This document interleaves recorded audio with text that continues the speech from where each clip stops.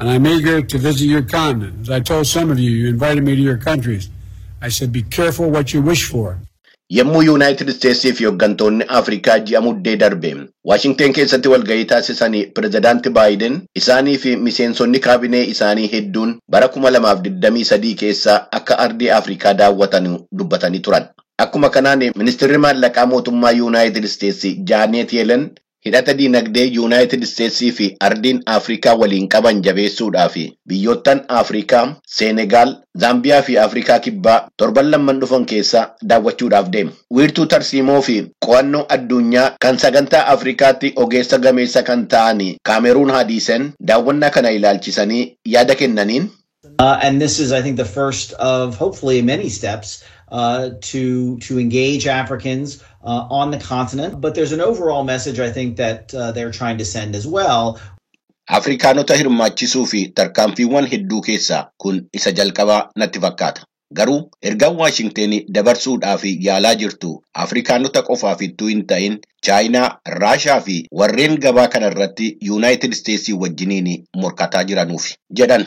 Hanga meesse ministeera maallaqaa Yuunaayitid Isteets tokko akka jedhanitti barbaachisummaan imalichaa hidhata diinagdee Yuunaayitid Isteetsii fi Afrikaa gadi fageenya qabu akkasumas carraawwan haaraa daldalaa fi investimentii irratti hangafoota mootummaa Afrikaa, hangafoota qabeenya dhuunfaa, abbootii qabeenyaa warreen hojii uumanuu fi dargaggoota waliin yaada wal jijjiiruudhaa fi walirraa barachuudhaa fi akka ta'e dubbatanii jiru.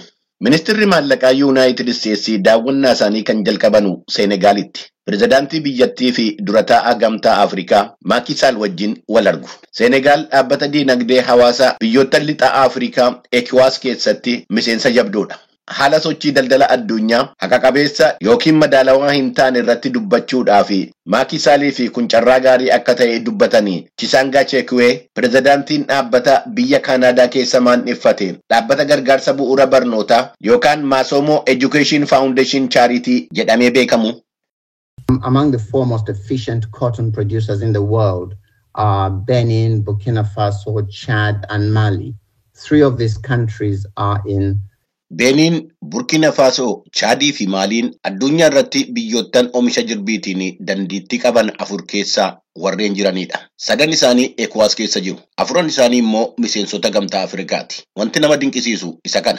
Biyyoottan kun ittuu dandeettii qabanu gumaatni isaanii oomisha jirbii addunyaa keessaa qabanu 3% qofa. Sababni isaas biyyoottan biroo keessatti oomishni jirbii deeggarsa addaa waan mootummaadhaan taasifamuu fi jeequmsa gabaa uumuu danda'ee jira jedhan. Chisanga Chekwe dhimmoottan Afrikaa irratti nama kitaabota barreessanidha. Keessumaa Tanzaaniyaa keessatti mootummaa haaraa deeggaraa gareewwan lixaa akka ta'etti yaadamu fayyadamuudhaan Yuunaayitid Isteetsii olaantummaa Chaayinaa mormuudhaa fi carraan gaariin akka jiru argaa jiraachuusee ibsu Chekween. It is seen as a government that is wary of China. One area, a possible area of immediate cooperation is the restructuring of the $6 billion debt that Zambia has to China.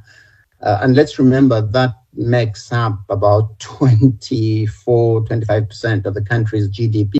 Mootummaan Zaambiyaa Chaayinaadhaan waan dadhabe fakkaatee ilaalama. Bakki tumsi hatattamaa itti taasifamuu danda'u tokko liqii Chaayinaan Zaambiyaa irraa qabdu $6 biliyoonii irra deebi'anii qajeelchuudha. Maallaqni kun oomisha biyya keessaa waliigalaa yookaan GDP keessaa 24-25 ta'uusaa yaadachuu qabna jedhani Chekween. Bara 2020 bara dhibee COVID Zaambiyaan biyyoottan Afrikaa liqii isaanii kaffaluun akka irraa darbuu fi taasifaman keessaa biyya jalqabaati. Maallaqichi kan Chaayinaas haa ta'u yookiin kan dhaabbilee maallaqaa biraa haa ta'u Zaambiyaa fi biyyoottan Afrikaa biroo ba'aan liqii akka isaan irra jiru dubbatanii Kaameruun Hadiisen.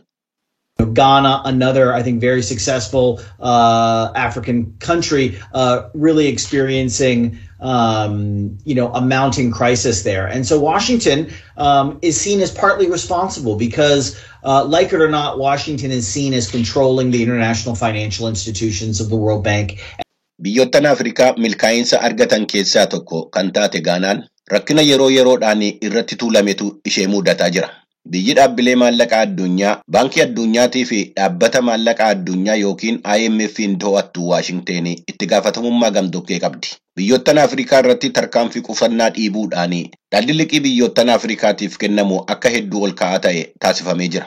Yeroo wal fakkaataa keessatti liqii laafaa ta'e Chaayinaa, Raashaa fi warreen biroo biyyoottan sirna gurmaa ta'e qaban yookaan maltinaashinaal siistem jedhamu ala jiran irraa yommuu liqeeffatan immoo ni qeequ jedhan Kaameruun Hadsan. Ministirri maallaqaa Yuunaayitid Isteetsi ji'a darbe yommuu Waashingtan keessatti walga'iin Yuunaayitid Isteetsii fi Afrikaa taasifame pirezidaantii Zaambiyaa Hakaa'indee Hichileemaa waliin wal arganii turan. Yommuu sanas akkaataa dhaabbileen maallaqaa addunyaa Zaambiyaa deeggaruu danda'anuu fi dandamannaa diinagdee akkasumas liqii Zaambiyaa irra jiru akkaataa karoora gurmuu biyyoottan G20 jedhamanii beekaman jalatti saffisaan ilaalamuu danda'amu irratti dubbachuudhaaf akka yaadaa jiran ibsanii turuu isaanii gabaasni Maariyaa Diyaaloo Waashingten irraa VOA'dhaaf qopheessite kun eeree jira.